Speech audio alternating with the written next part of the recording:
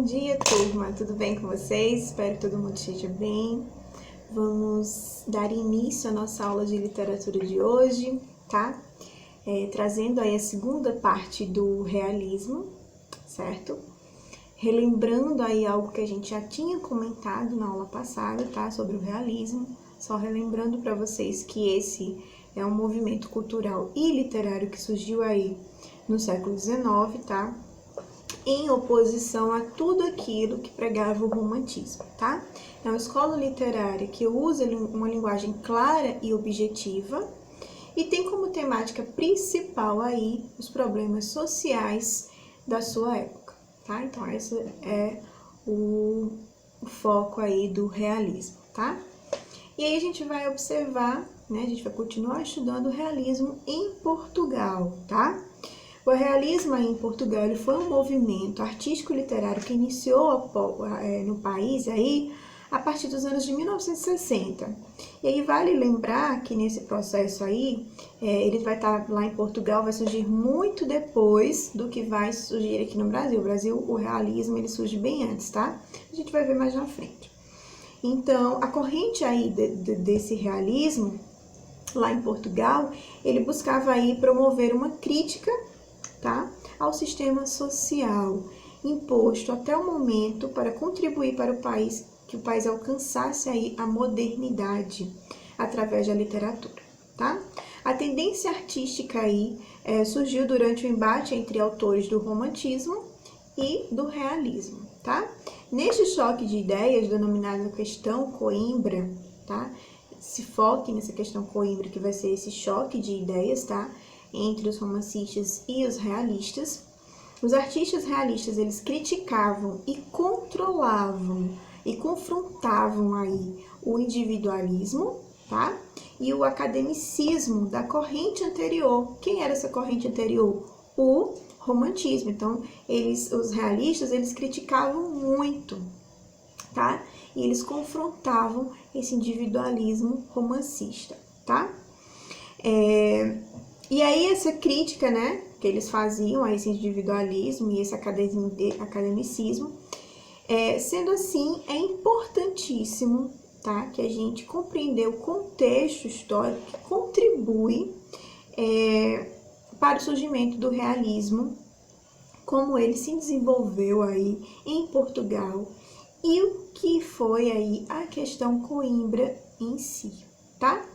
Então, o contexto histórico que a gente vai observar aí, que o realismo ele vai nascer na França, tá? Durante metade aí do século XIX, com a publicação do livro de Gustave Flaubert, né? Intitulado aí Madame Bovary, a obra rompia com a estética do romantismo, tá? E a sua subjetividade, o sentimentalismo e a centralização do eu, tá? Ou seja, eles rompiam completamente com isso.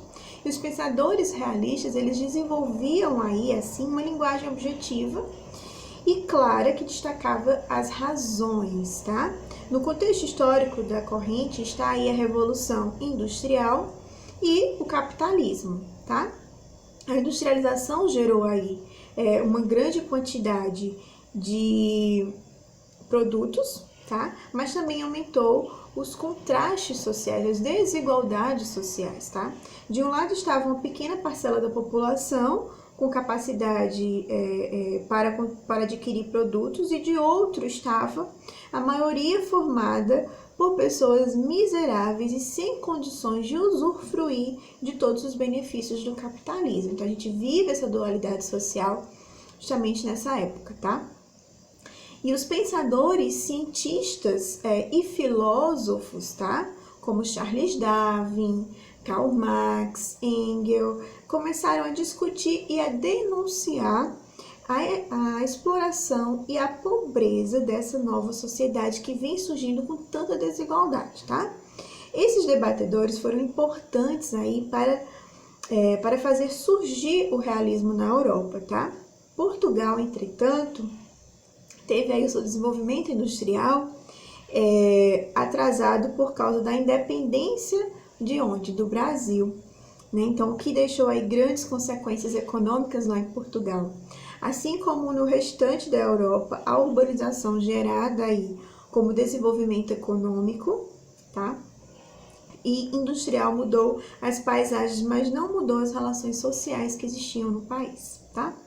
O realismo em Portugal surge, então, com o objetivo de quê?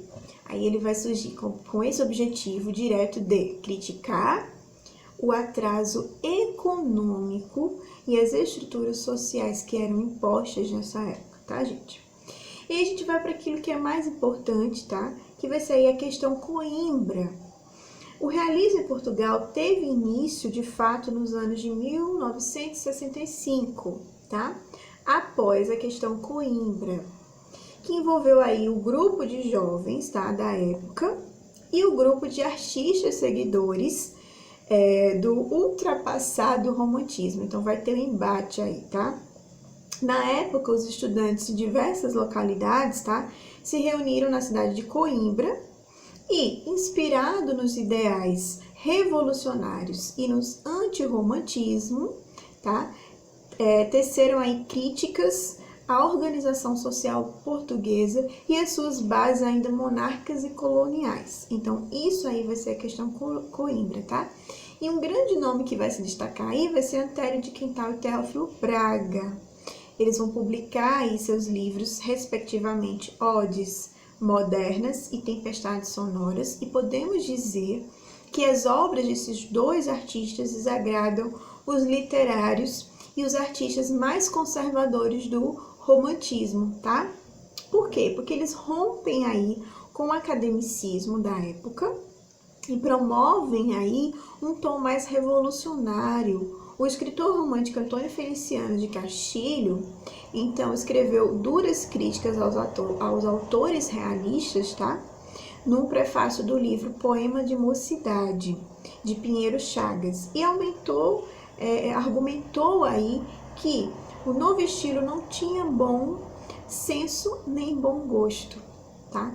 E em resposta, Antero de Quintal, né, que vai ser um grande destaque desse momento, escreveu e publicou aí uma carta aberta, direcionada a Castilho, e a chama de bom senso e bom gosto, justamente para criticar, né, uma controvérsia aí do que Castilho tinha falado sobre esses novos ideais realistas que vinham surgindo, né, que ele disse que não tinha nem bom gosto, nem bom senso, porque ele ainda estava muito atrelado àquelas características romancistas muito